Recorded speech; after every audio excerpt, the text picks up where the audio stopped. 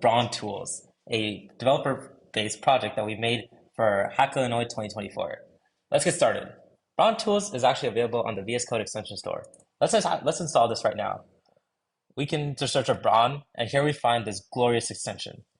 Our extension has a really detailed README that you can use when it's your first time installing this. I'm going to install this, and now let's get started using it. Now I'm in a directory called Brawn Tools Demo, and in this directory, I actually want to start using Brawn Tools. And so we have a command. Let's do Command-Shift-P and enter activate Brawn. Now we can see that on our bottom status bar on VS Code, we have Start Pomodoro and a Configure button. Let's say I'm in a hackathon. I'm at hackillinois 2025, and I want to make a new React app. How can I do that? Now I can actually just click Configure and start configuring a React project. This pulls up a really detailed README file that shows me how I can start a new React project from ground zero. Let's say when I'm working on this React project, I want to work in the Pomodoro style. 25 minutes, 10 minutes, 25 minutes, 5 minutes, and that's kind of style. I can start a Pomodoro timer on the bottom left and have that timer running as I'm working through this pretty beefy guide.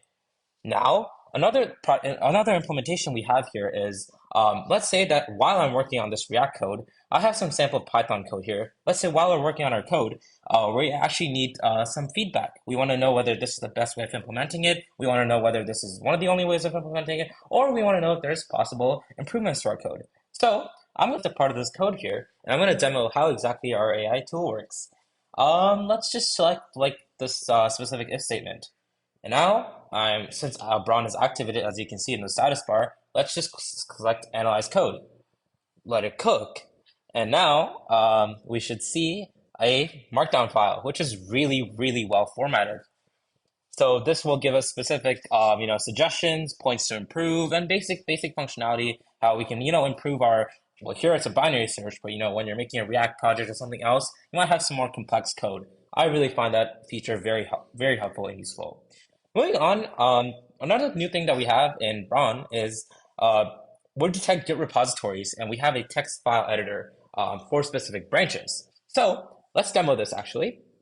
How we're going to demo this is, let's say we have a terminal open, such as this one right here, and we can go all the way back. We can basically go to our desktop, and in our desktop, let's say we have so I have so many files here. But we have our specific one. I'm just gonna go into one of these directories that are linked to a Git repository. And when I'm in this directory that's linked to a Git repository, I can now, as you can see, first we see that we're not in a Git repository, but since now we're in a Git repository, I can now go into specific ones like this folder. And now I see that we have a new master task list that just opened up for this. So when I'm now in PLCS 277, I can now see I can edit some priority tasks for this. I can edit some notes or some completed tasks for this specific Git repository and this specific directory in this repository. Let's say I do edit this and I have something like, hello world here, and I edited it, press Command S, and I've saved it. So now if we right here, if we list everything, we notice we have a master task list.txt file, which we have written to using bash commands. Now, let's say we go back, cd ... and go back and here into cd prayer_learn. Now we can see we have a fresh notes file. This one is also master task list since we're in the master branch, and now you can see this is not the same as a previous note file. Let's say now we do hello prayer_learn, and now we save this. Both our text files are different and have been saved, and now we can go back. We go back into our prayer_learn, the previous one, and you can see we have opened a task list that we previously had, which we have updated and saved to this specific notes file. This is really helpful for keeping track changes and specifically future implementations that you want to have in your code base. This, you can choose whether you want to push this or not to GitHub, and I'd highly suggest you do, since other developers can also take notes literally with this, and I really find it helpful as well.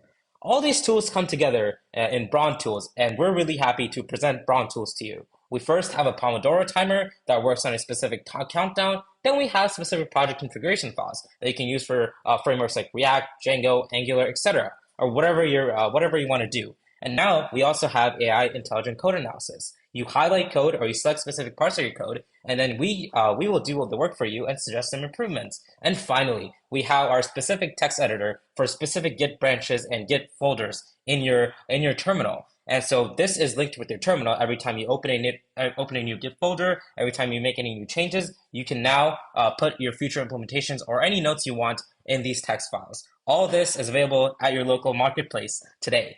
We're super excited to show it to you, and thank you so much for your time.